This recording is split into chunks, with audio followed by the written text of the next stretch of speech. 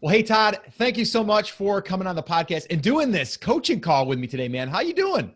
Yeah, for sure, Scott. I really appreciate you having me on. It's been a great morning, great last week or two here since the event, and really trying to kick it into high gear here. Yeah, you were at Brand Accelerator Live, and you heard when I was there, and I wasn't kidding. Like, I wasn't sure if we were going to do another one because I'm like, it's been a long process, a long journey, but once I got there and I seen what we created and the people and just people like you that were just engaging and getting so much value, it made me say we got to do this again. So, yeah, maybe you could talk about that real quick. What was that? What was the event like for you?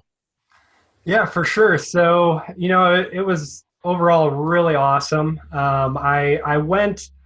The primary driver for me going was really the networking, Mm-hmm. and you guys provided an awesome opportunity for that to get together with like-minded people and people that it was just you could walk up to just about anybody and it almost seemed like you were already friends even though you'd never met them, just because we're all in similar mindsets and stuff like that.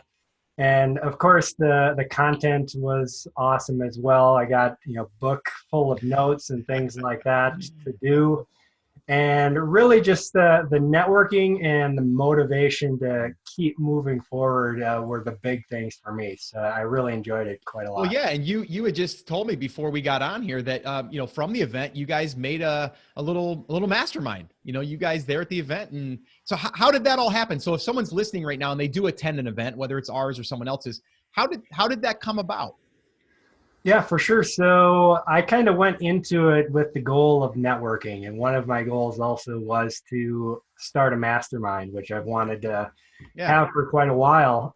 So I took that opportunity. I talked to a ton of people, and started asking people at the event, hey, would you want to be in a mastermind? And got 5, 6 people. And then those people brought a few more people. So we've got 9 people in the mastermind. nice. We had our first meeting last night. And what's really nice, since we all met at the conference and we all kind of feel like one big family, Yeah, the trust is like already there, even though we don't, Mhm. some of us don't necessarily know each other personally. We might not have met. Sure. But we're all really willing to share our products and our niches and things like that, so we can really dive in.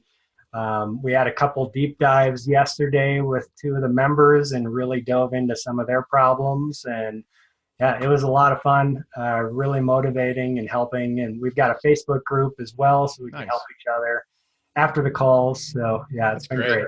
Yeah, I love that. And I think you heard the story. I met Chris in a Facebook group, and then from there, I kind of picked him out as someone that I'd like to network with and kind of meet on a regular basis. So then I reached out to him and a few other people, and then we formed our own little mastermind. I think we had like 6 people at the time, and that's how I met Chris.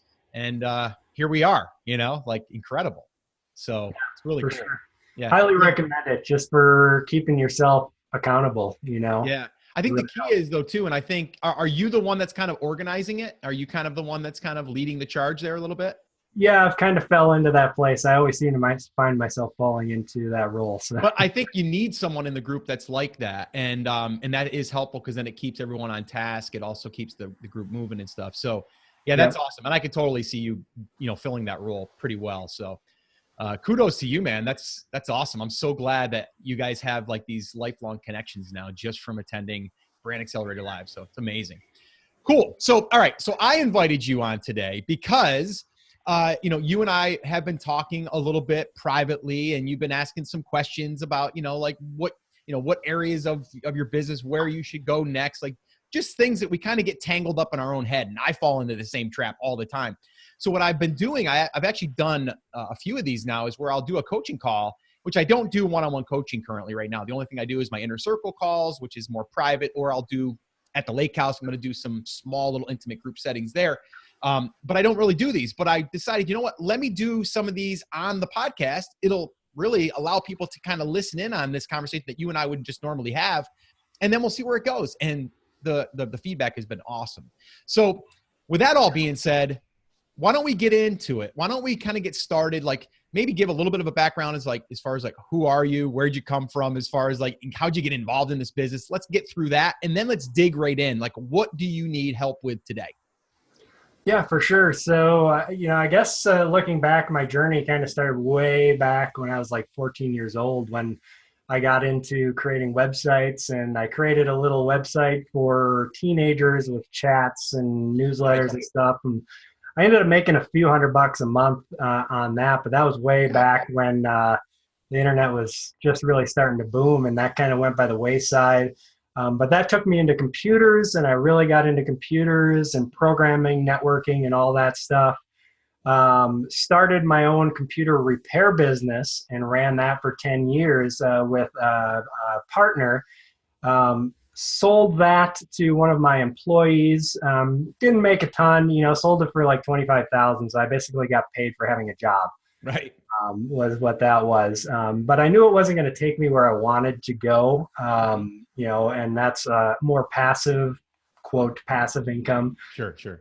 Kind of things, and to the higher level. So got out of that, and that's about before that, actually, before I sold, I kind of found Pat Flynn, and Pat Flynn led me over to your podcast, and I really got into the e-commerce, selling on Amazon and stuff like that, and now building a brand.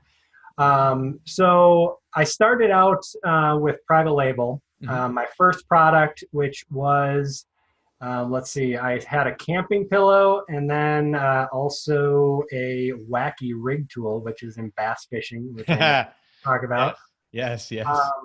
Neither of those I was able to differentiate enough. Okay. They were relatively low price, so I pretty much got priced out of that market by the Chinese sellers and stuff. Okay. So they never really took off. So 2 failures, I guess you could call them, but of course I learned from them. And then I got to get into the wholesale side of Amazon, and that worked out quite well for me. Okay. Had some mishaps with that, with some Amazon loans and some bad buys and stuff like that. So another small failure there, but it's been overall successful. I got a good stable of wholesale products that are selling well, and that side of the business is going well. But my passion is really more in the private label, building my brand. So I've gone back into that with my new brand, which is called High Altitude Brands, is the name of that business. And so I have a new fishing rod with that, and that is selling well, about between 5 to 10 units per day now. And so looking to build that brand up and keep pushing that higher up the level. But also I'm doing the wholesale side of things as well. So that's kind of where I'm at, trying to build that. And then, of course, I also have tried to do some coaching and stuff and helping other people similar to what you're doing. I like doing all those things. So typical entrepreneur, I'm all over the place, trying to do lots of different things. And so that's one of the problems that I run into is focus and focusing on one thing at a time, of course. Yeah, we all fall into that trap. I'm going to be writing some notes here. So if I'm looking down, I'm actually going to be writing my own notes here because I have some questions. Sure. So you currently right now, you have a wholesale type of business is that a separate entity than the fishing business? So it's a separate Amazon account, and I talked with Quiet Light Brokerage, and they said I should immediately separate out those businesses. Right. So I actually registered High Altitude Brands as a separate business last week.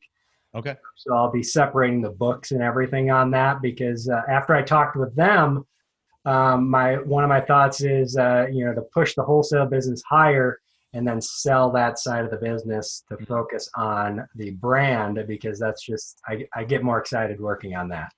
Okay, let me ask you this too, because Quiet Light was great there. They were so accessible. I think they had 5 or 6 guys there too, so that was great because everyone had their time.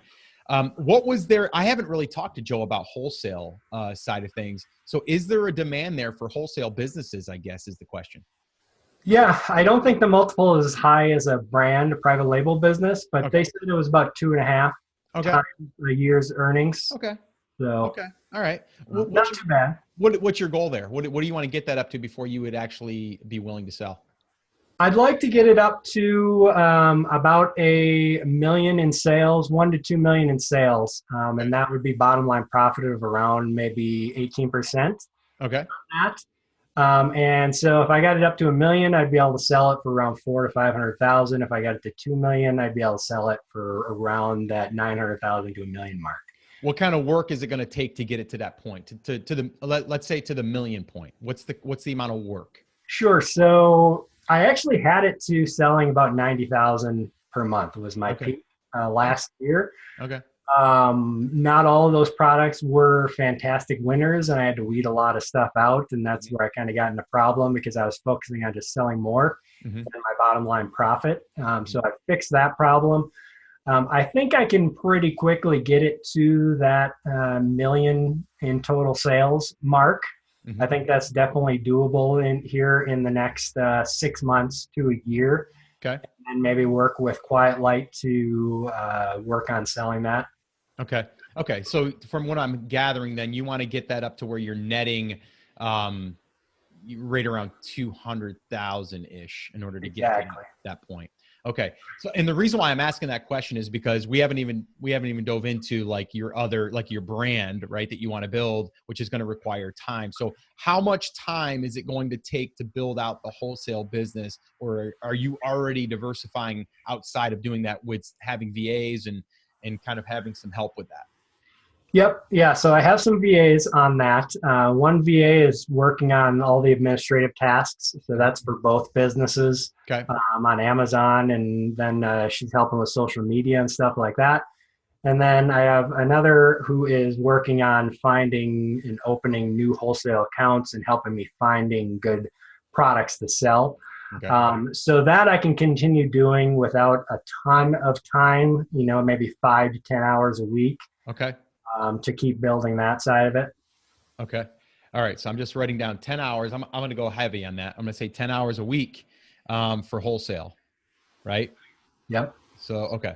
So that's good. Okay. Now let's switch gears. Let's go into, because I hear there's 3 different things here. There's wholesale, there's a private label business that you want to grow into a brand, and there's potential consulting. Yeah. Right? Consulting, coaching. Okay. So that's 10 weeks we got dedicated right there. To that. And I think that's fair. I think that some weeks can be less, some weeks can be more, but let's just say 10 hours a week is about what you're using there. So let's talk about the private label brand now. Now, with that being said, in the private label brand, how new is that brand and what is involved in the brand right now? Like, what are your assets? What's it look like right now? Sure. So the brand was started last year. But I had some issues with my supplier when I made a new order after I sold out of the original order, not communicating back with me. So I actually had to switch to a new supplier. So I was out of stock for like 6 months after the holidays. Okay. Got back in stock end of July, beginning of August here. And so it's starting to sell well. The brand has some traction. I've got an email list of about 5,500 people. I've got a Facebook page of about 4,500 people. YouTube channel of, I believe, about 1,500 subscribers on there. Instagram is like 1,500 likes. So the brand is building. I've got a lot of good, two-way communication with the people. Okay. Posting a lot of like fishing memes and articles and things like that, kind of doing the reporter route. Yep. And also mixing in my brand in there as well. One of my new products that I'm looking to launch is a fishing reel, which I'll combine with my fishing rod, because right now I'm buying Abu Garcia equipment and packaging with it. But I can make my own fishing reel, make it higher quality, buy it for less, and be able to pass that on to the customers. And so I'm trying to include the people in creation of that product to kind of make it their own. So I've already got people asking me when that's coming out, which is nice. So the community is going good. I've gotten that building and just going from there. Okay. Talk to me about your home base, your website. blog area? Like, talk to me about what that looks like right now, and if you have any traffic, how are you, what are you doing on a regular basis to get assets built on that? Yeah, for sure. So I make a lot of YouTube videos myself Okay. in Great. the fishing niche, me going out fishing, reviewing products and things like that. And when I make those videos, I transcribe them, I put them on the website. I've done some articles in the past as well. So that's one of my things that I wanted to ask you about. I Yeah. have right now 2 websites. Okay. Originally, I had them under 2 different brands. The highaltitudebrands.com is my business website, and then thebackcountrytrail.com is like the blog site. Okay. I've since merged not the websites, but I use the same logo on both Okay. so that I'm representing the brand all the way around. Mm-hmm. But I'm debating whether I should merge those 2 websites into one so that it's just highaltitudebrands.com for the blog and the business, drawing them in there. I'm getting about 20 to 50 hits per day on the blog site. Okay. Okay. Okay. Now, so let me just understand this correctly. So you have 2 different websites, Mm-hmm. and there's 2 different domain names, 2 different hosting, all of that, right? Correct. So the one purpose of the one is for sales. Yeah. So one is the business website, has So the it's an e-commerce, product. shopping cart. Is that built on Shopify or? Links to Amazon right now. It's built Okay. on WordPress, and then I'm Okay. going to use WooCommerce Okay. eventually if I start selling on there. But right now, everything links to Amazon. So what was the reasoning in having those 2 be separate? Yeah, I'm trying to think what it was, and to be honest, I'm not sure. I think if I remember right, I think I made the blog first Okay. to start building the content, and then I made the brand after. So I got the brand website up and running after I that. think I would probably add the store component to the blog. Okay. And the reason is because if you do it the other way, you're going to lose some of the search traffic that you're already getting. Right. So to me, you don't really have a full-fledged like e-commerce store shopping cart. You're really just pointing links over to so you're not going to lose anything there for categories and like all of that stuff. So to me, it would be an easier fix to just move that stuff over, have a tab up in the menu that says, store, or shopping or whatever. And then from there, inside of your post, you can always link internally. So then I think you'll get better, click-throughs by having it internally, and you're going to get some credit from Google to have internal links. So I personally think that your blog / website should all in one. Okay. And then those 20 to 50 visits, those are now closer, even though you can still link, like you've probably made links in your blog over to another thing. But remember, when they're going over to another place, it's also needs to load something new, right? It's like it needs to load another not an IP, but another website address, hosting, whatever. So it is going to slow things a little bit, and sometimes it goes up and it switches you over to a whole nother platform, so it slows things down. So I would like to see everything internally, and I guess my next question is like, how many articles are on the website right now? That is a good question. And how frequently are you posting right now? I try to post every week. Okay. So that's okay. You try to post, but are you posting? That's the real pretty question. Pretty much. Okay. Now I am. Okay. Wasn't always in the past, but Okay. nowadays I am. Yes. I think it needs to be mandatory that you do one a week. For sure. And is it one video per week? Right now I'm doing video. Video is kind of where I shine. I'm not, I don't get excited about writing long blog posts. So here's the thought. I think the video aspect of it is really cool because you're then creating that asset, you're putting it on YouTube, then you're embedding that video. You are embedding that video on your blog as well? Correct. Okay. So you're embedding that over there, and inside of the blog post, you're having that transcribed. Are you also having it edited so that way there it sounds more like you're writing it versus it just being a straight transcript?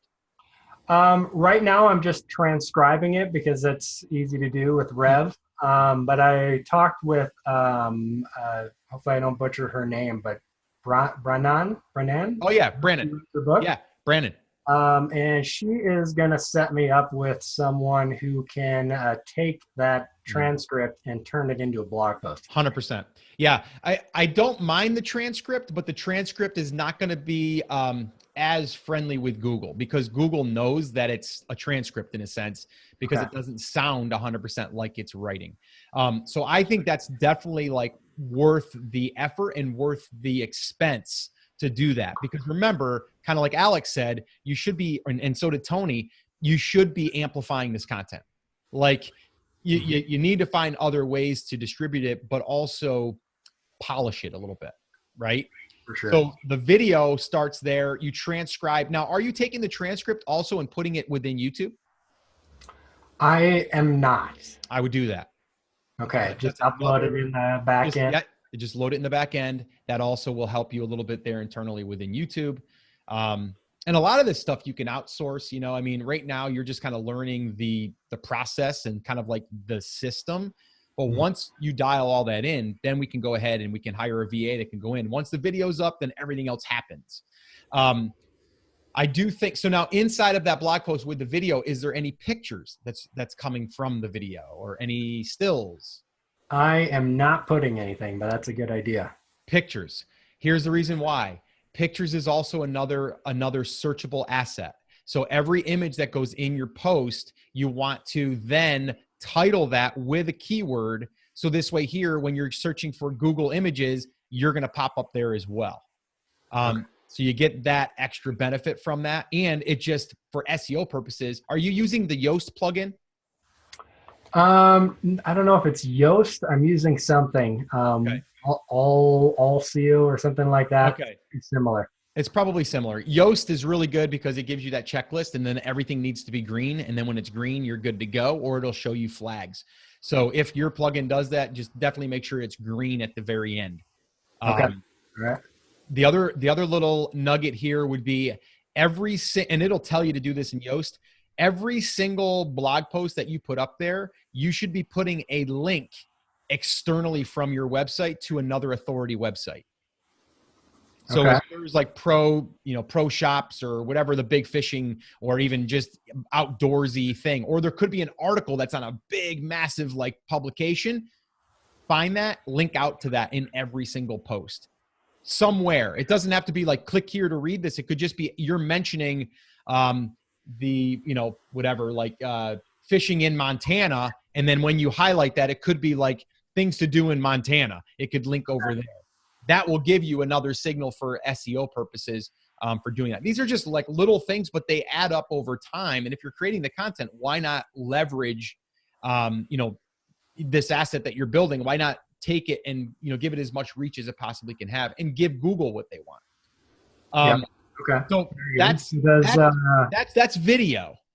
Now the other side of it would be like, I think you should be pumping out 3 to 4 articles a week that's just answering questions, question-based, just questions. It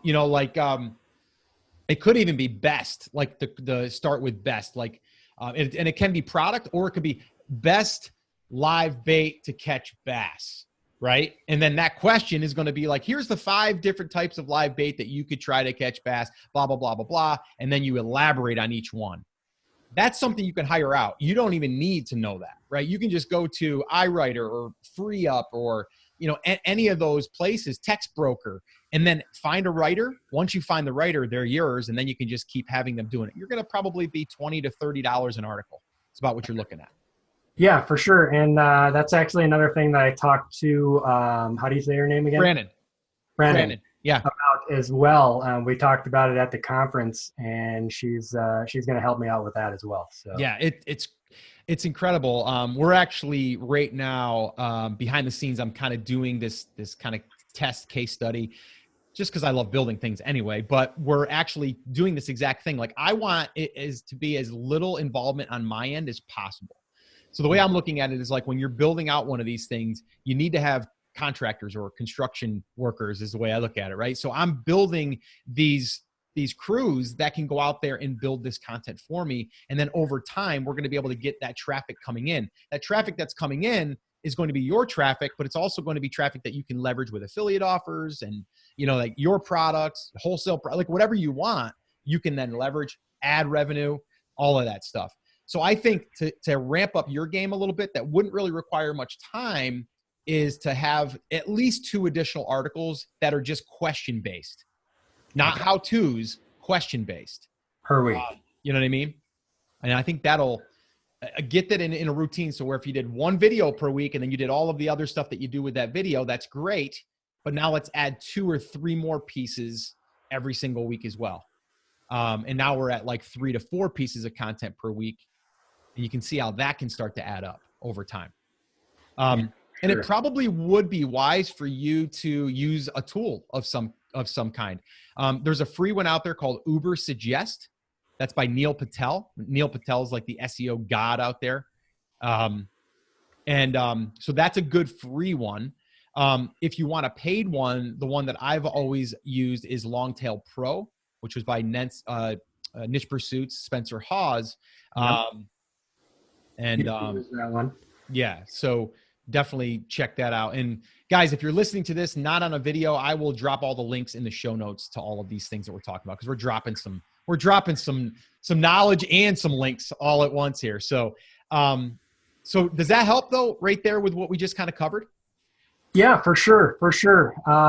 It's all things that I have done some of in the past and I've thought about, but I do need to take action on them, as you would say. Yeah. And I would just spend, like, a lot of people they're kind of like scattered on what to do. Like, your first step is to really figure out what are the 10 to 20 articles that, and the content pieces that you're going to write. And then I would put them in a bucket. I'd say, these are all questions, right? These are all just basic questions that need to be answered.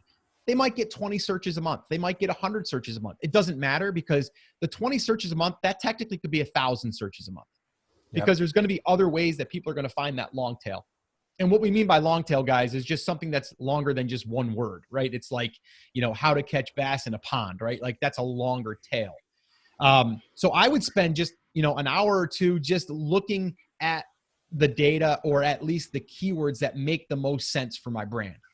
Yep. And then that way there, you can start to get those assets built. And over time, you're going to, that 20 to 50 searches will double, and then it'll triple, and then it'll quadruple.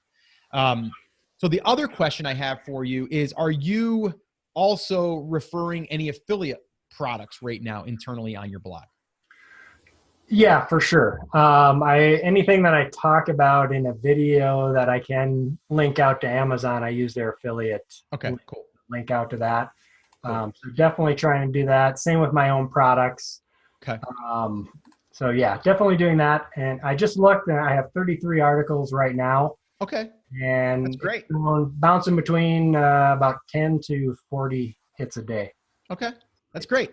And that's with, like, not really going out there and trying hard. I mean, you did, but, like, you're not out there doing outreach for backlinks. Like, you're not doing any of that stuff. It's just basically you're putting up the content and then it's getting indexed. Now, that does also make me think that there's probably some articles there that might just be under optimized, that if you optimize those, could probably bump them up. So you might be getting that traffic from being in position 8 or being position 14.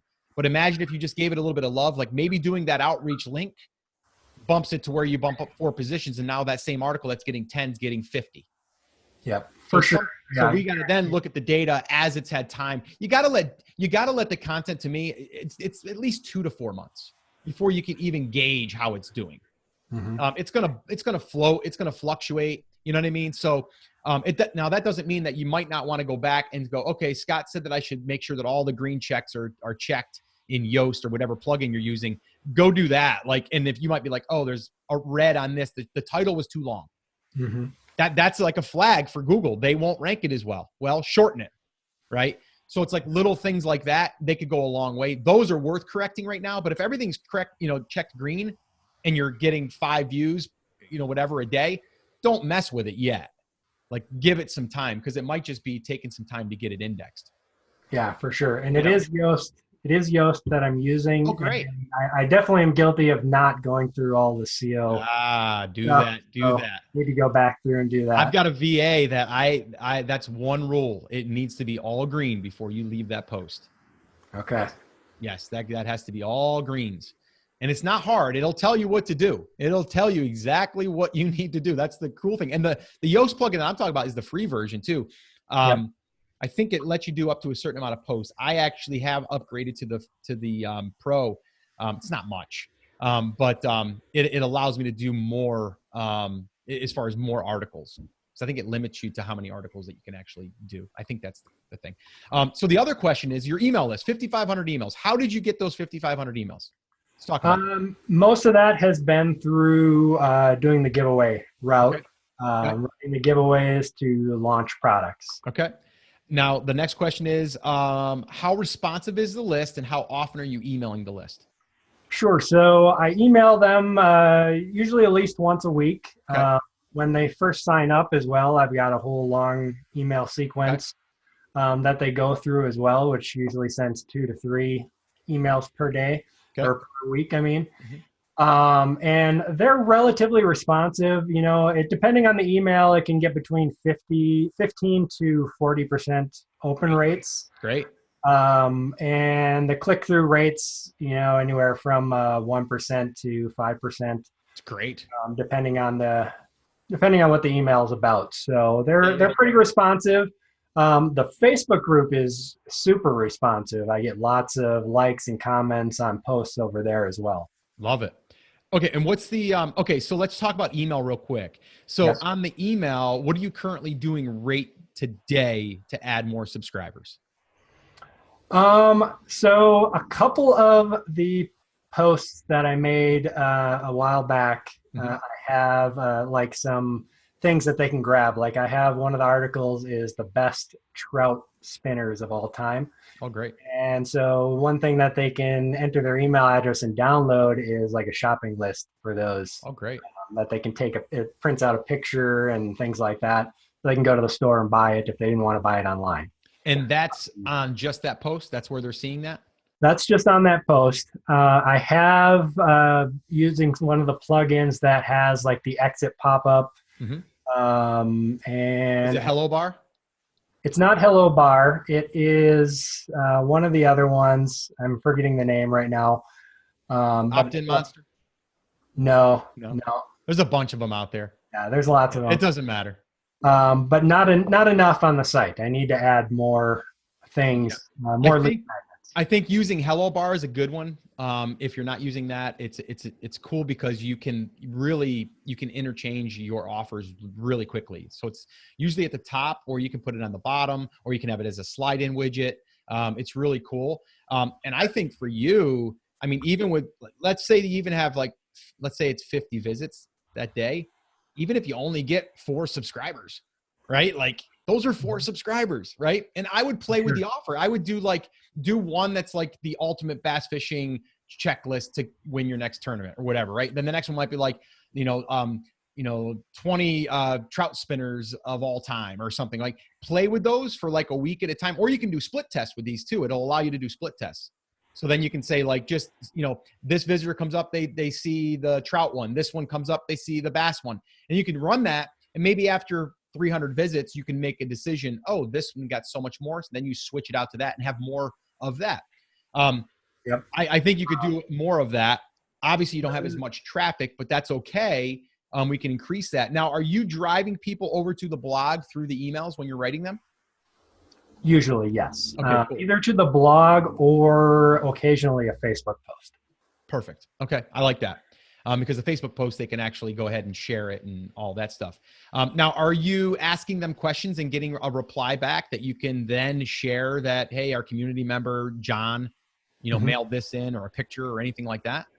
Yeah. So that's one thing I was going to bring up because I just thought about it. That's another way I'm working on getting emails is so on the Facebook page, every 2 weeks I run a best backcountry fishing photo or best backcountry hiking photo. Yeah. And so I'll get like 50 to 100 people that submit photos. Great. And then I pick out the top 5 and they vote on it. And the way they vote on it is they jump over to the website and they have to enter their email address to vote for the best. So that's helped me grow the email list as well and get some emails from Facebook subscribers. And I also usually give away a little prize for that, like some rubber worms or power bait or something like that to get a little bit incentive. Oh, I like that a lot. That's really good.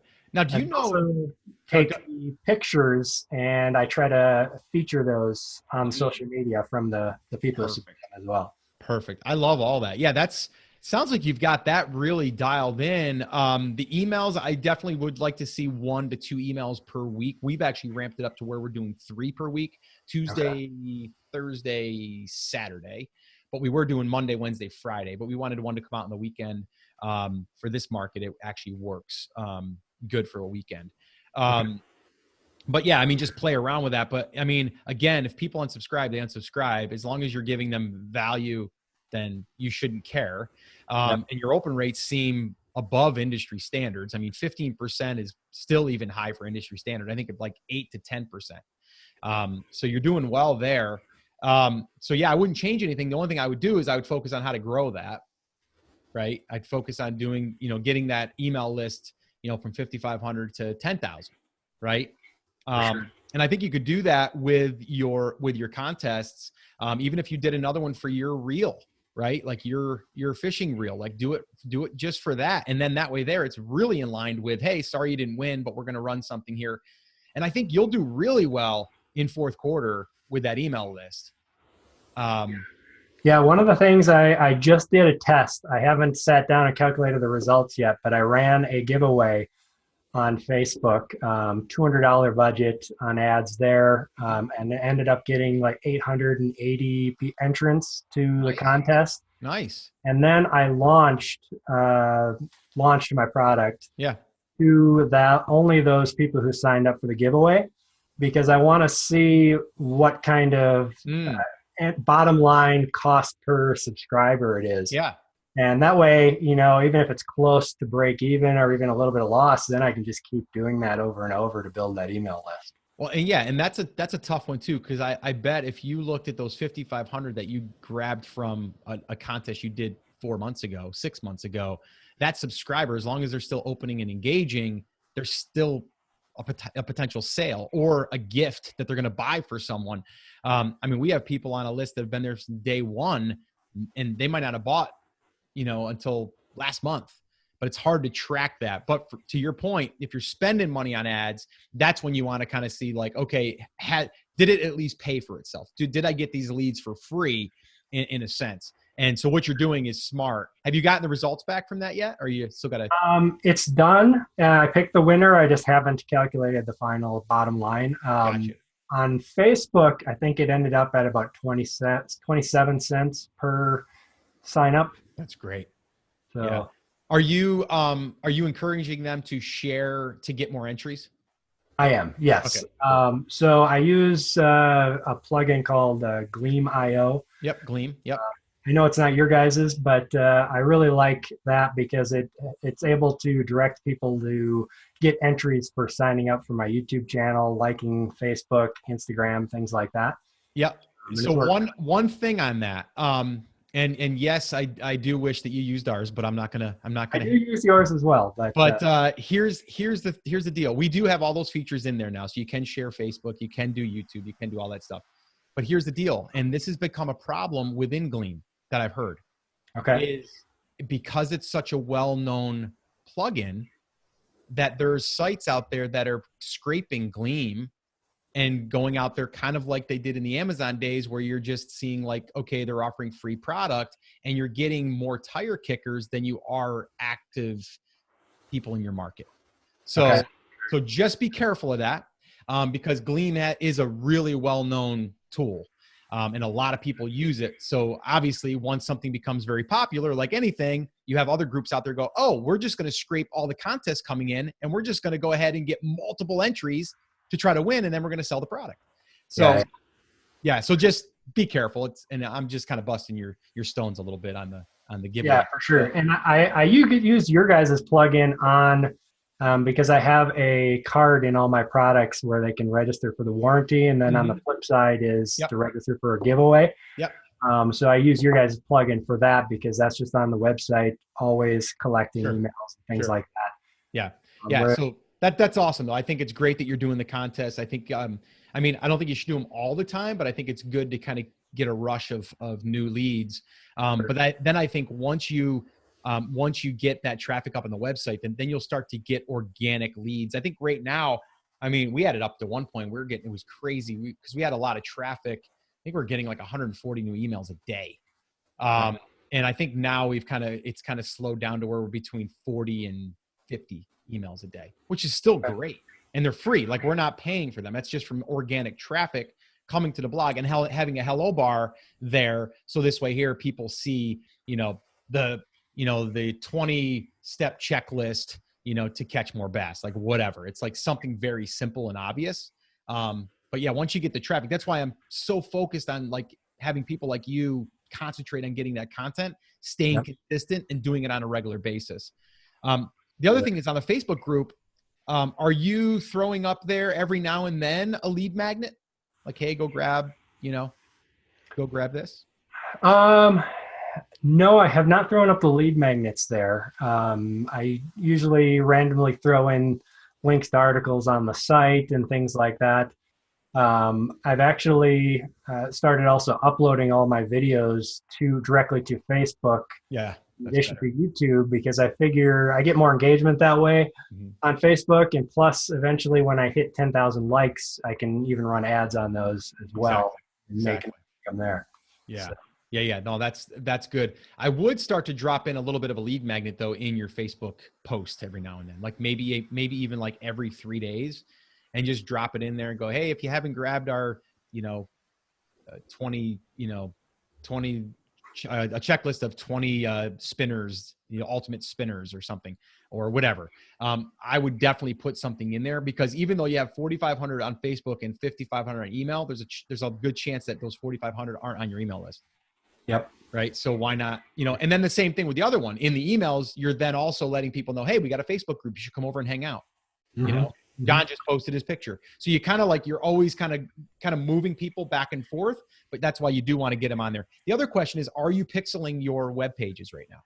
Yes. Okay, yes. Cool. Everything's pixeled for sure. Awesome.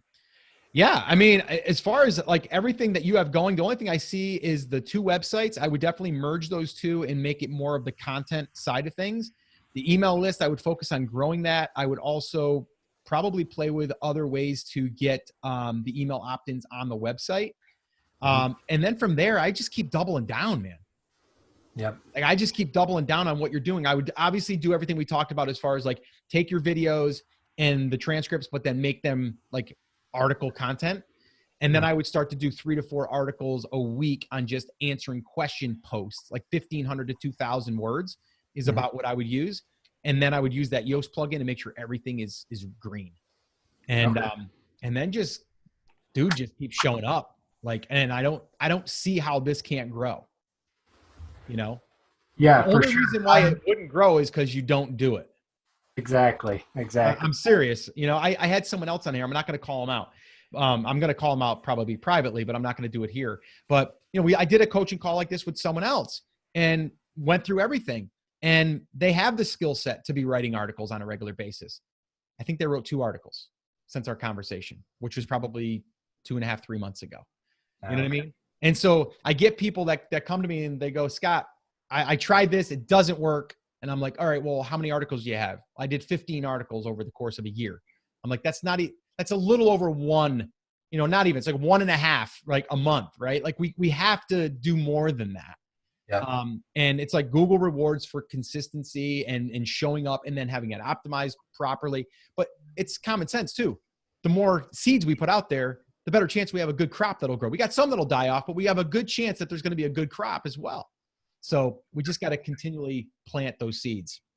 Yeah, for sure. I mean, it's happening one way or another. Like I told you in the email, whether it takes 1 year, 5 years, or 50 years. Yep. I have the entrepreneurial bug, so to speak. I know what it is to work for yourself and have other people working for you, and the benefits of setting your own schedule. So one way or another, it's going to happen. So I'll definitely be taking action on all this stuff for sure. Well, that's good. And we also have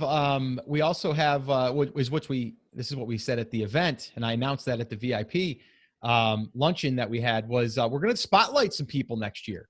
So, it's kind of like holding your feet to the fire a little bit too. Like, well, wait a minute here. You just came on air, Todd, and you said that you were going to do this, this, and this. And then in a year from now, we'll be like, hey, Todd, how'd you do? So, it's an accountability piece, right? And as soon as he said that at the event, I'm like, I'm there. I'm going to be on stage. So that's one of my goals for sure. Yeah, it's great, man. And it's like one of those motivators, right? It's like, yeah, to be on stage is great, but it's also to say like, I did it, man. Like I said I was going to do something. I did it. And now I'm letting everyone else here know that I said I was going to do this and I did it. And, I am an action taker. And I think it was fun. It was funny because there was a lot of people there that were like, I totally want that, just because I want to say I actually did what I said I was going to do. So yeah, I'm excited to for sure. Definitely. And when I'm on stage, I like that. See how you turn that? I want to lead a take action cheer. So oh yeah. Yeah, we had a bunch of those. See how that feels from on stage. Yeah, that'll be fun. But yeah, man, this has been great. Is there any other thing that you wanted to talk about before we wrap this up? Yeah, for sure. So one other opportunity that I have that just kind of came up. So I'm trying to do a series that I'm going to call Small Batch Fishing, where I interview local, unique, USA-based tackle companies and talk about their products and their business and how they got started and things like that. Yeah, I like that. And my VA was emailing a bunch of them, and one of them got back to me, and he didn't want to be on the show, but he's like, I have this product. I don't have time to do anything with it. Would you want to license it from me and just pay me like a royalty for every one you sell, and you can have the product basically? And it's kind of funny. You'll like this. It's in the kayak fishing market. Oh, so beautiful. I've got a vested interest in this. Absolutely. So what are your thoughts on that? Because the fishing market is really full, I feel, of people who make awesome products, but don't really have as much business experience or sense on that side of it. So what are your thoughts of working with other people, maybe taking their products to market and things like that? I like it. So by you licensing it though, it could be licensed as your brand. Yeah.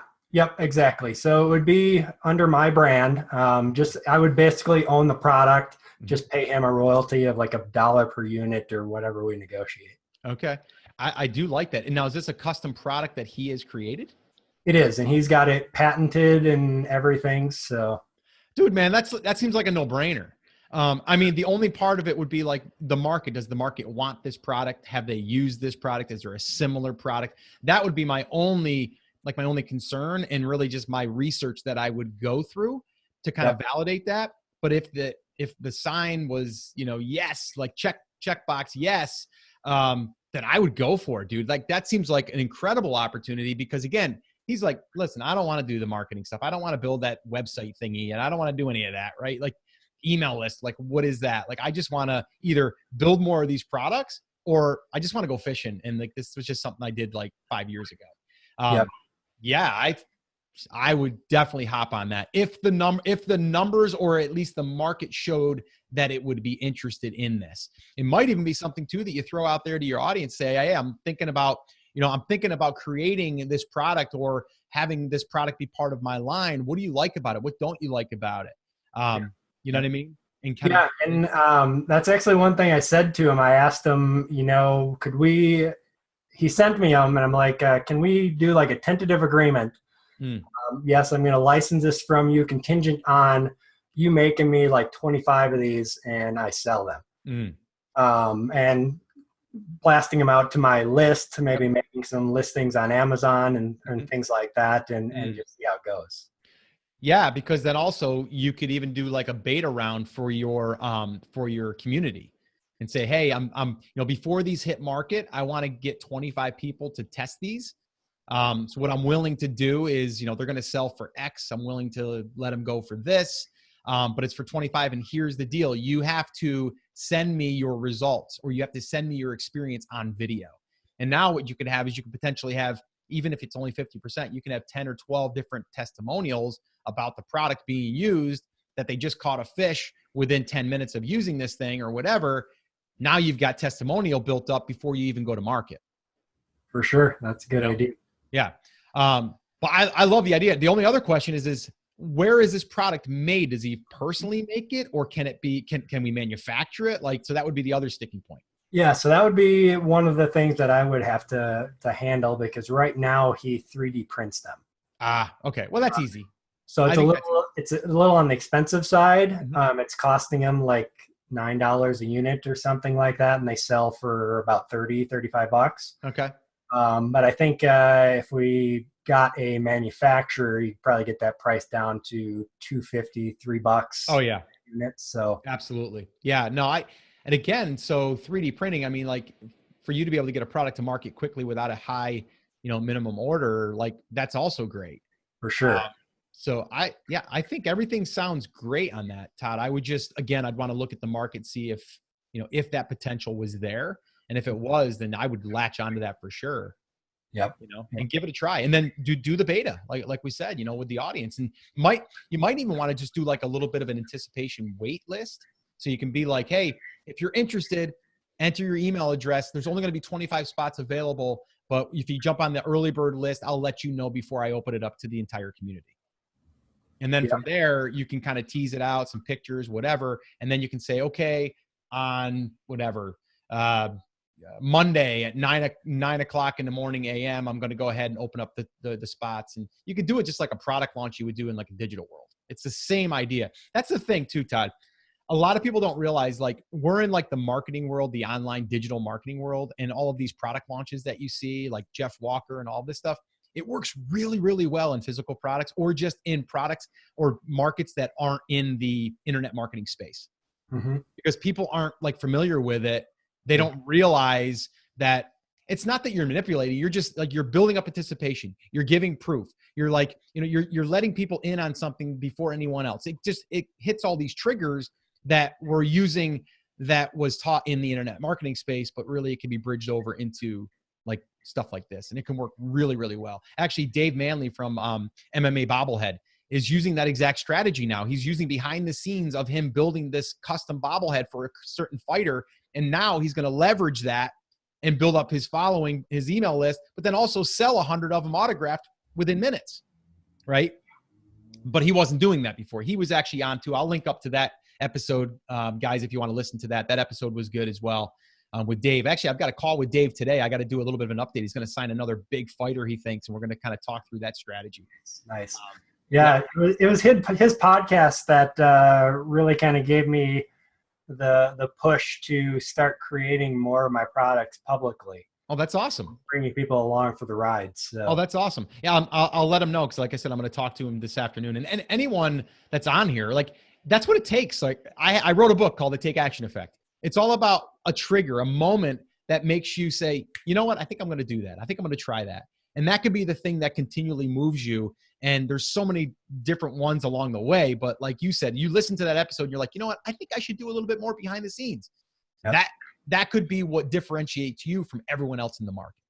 For sure. Right? For sure. And like I said, in the fishing market, there's very few people who do the big marketing, like we're talking about here, the content marketing and stuff like that. There's some that are good at it, but most of them, they're fishermen who come up with an awesome idea, make an awesome product, but don't necessarily know how to market it. Yeah, totally. And that's, again, there's a lot of markets that are like that. You just have to understand, like, what we're talking about. Brand building here is really like marketing and like understanding psychology. Like, it's all of that stuff that plays into it. Once you understand that skill set, you build it, you can take that on to whatever else you're working on. Yeah. So I love it. Cool, man. Anything else you wanted to chat on before we wrap up this call? Well, just maybe one tip for some of the people out there who might be listening to it. I actually shared it yesterday in the mastermind. It's one of my wins from this last month. So when I relaunched my fishing rod, I reached out to a bunch of influencers on YouTube, like maybe 30 or 40 of them. Okay. Some of them were small, like 1,000 subscribers. Some of them were bigger, like 50 to 100,000. And most of them didn't reply, but I got a few replies from that, a few videos for my product. But what's really awesome is that one of the influencers, a smaller one, he's only got a few thousand subscribers, but he is friends with someone. If you ever watched the History Channel Alone series, yes. So the season 3 winner of Alone, Zachary Fowler, he reached out to me and said that guy showed him my rod and he wants to have one to feature on his website or on his YouTube channel. Oh, wow. And he's got like 450,000 subscribers. And then one of his friends who has 800,000 subscribers also wants it. So just that, you put yourself out there for luck to find you. And if you put yourself in the right place, sometimes lightning strikes. So I love that. And the one thing I want to highlight there is you didn't just reach out to 5, you reached out to 50, right? And also, when you reached out to them, you knew that it was going to be a handful that might say yes. The other thing is that you didn't go after just the ones that had 800,000, right? You went after the smaller ones because, guys, here's the deal. There's people that are starting like Todd right now that have 1,000 or 2,000 subscribers on YouTube, but could grow to 100,000. So why not get in early? Why not create that relationship now?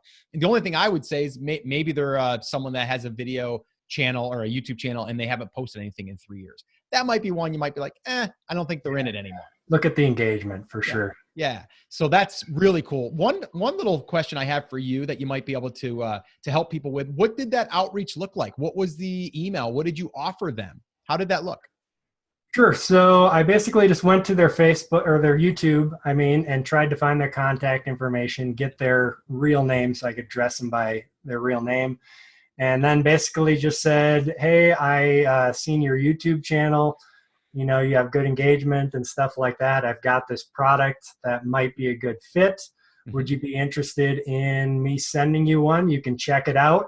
And if you like it, do a video on it. If not, whatever you want to do. So I kind of left it up to them, kind of left it open. I didn't be like, you have to make a video or anything like that. Right. Just threw it out there. And so how many did you have to send out to people? Not too many. I only sent out maybe 5 or 6 of them. I think six fishing rods. Okay. So 50 outreach possibly, and then 5 you sent out. I think that's great. So then that would be another thing that I would be thinking is like, okay, how do I get someone else to do the outreach for me and continually do 10 a month, right? Yep. And so you get 10 a month, you might land 1, you might land 3, and that right there is a strategy all in itself. And then you can hire that out. So that's another little tip there. But the thing is, Todd, it's not rocket science here. It's like it's pretty basic stuff. It's just being consistent, showing up on a regular basis. Not taking no for an answer, right? It's like, don't, that door is closed. I guess I'm done. I can't go in. Find another door, right? Like, it's just like, find another way to get in. So I want to highlight that. And I want to commend you on your take action approach, really. I mean, like it's like you said, you're not ever going to work for someone again. Like you've already made up your mind there, right? There's going to be, the things that you're doing right now is going to be in the entrepreneurial space. Something it might not be exactly what you're doing right now 5 years from now, but that's what's going to get you to where you're going. So just want to commend you for that. And I really appreciate you coming on and being open and honest with all of this stuff. So anything else you wanted to give, any last little bits of advice? I know you just gave a nugget there, but we're about ready to wrap up here. We're approaching over an hour. That's how these usually roll though, because I get talking and I get excited. So anything else? I love doing these things too. I love helping other people. That's right. You got a YouTube channel too. Why don't you tell people where they can kind of follow along with your journey a little bit? Yeah, for sure. So I have a YouTube channel. It's Entrepreneur Adventure. You can search that on YouTube or go to entrepreneuradventure.com.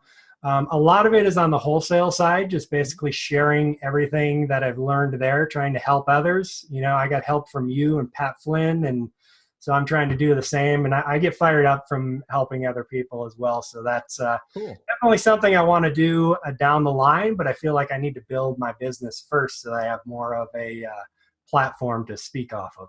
Yeah. No, that's awesome. And it's exactly what I did. And it's the the funny thing is that even though you're doing that, you're still building, right? Like I'll never be the one that just teaches something that I'm not still building, right? I'm always playing, I'm always building, I'm always experimenting.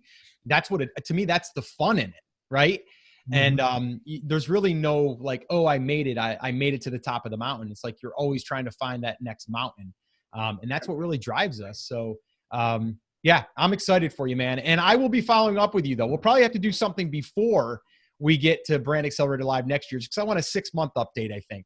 And then from there, we can re-steer the ship a little bit maybe, and then we can get you going in that direction. So that way there at Brand Accelerator Live, you can come up there and share exactly what you've done. So anyway, man, I want to thank you so much for coming on here, being open, honest, and sharing this, and allowing me to do this coaching call with you. It was fun. I love doing these. So again, man, just want to say thank you. I appreciate you, and I look forward to hearing from you. Yeah, for sure. I really appreciate Scott having me on here, and look forward to doing the update in 6 months here. Oh yeah, we will be doing that too, by the way, Todd. So you got some work to do. I'll be looking forward to it, taking action. All right, man. Thanks so much. All right, you have a good one.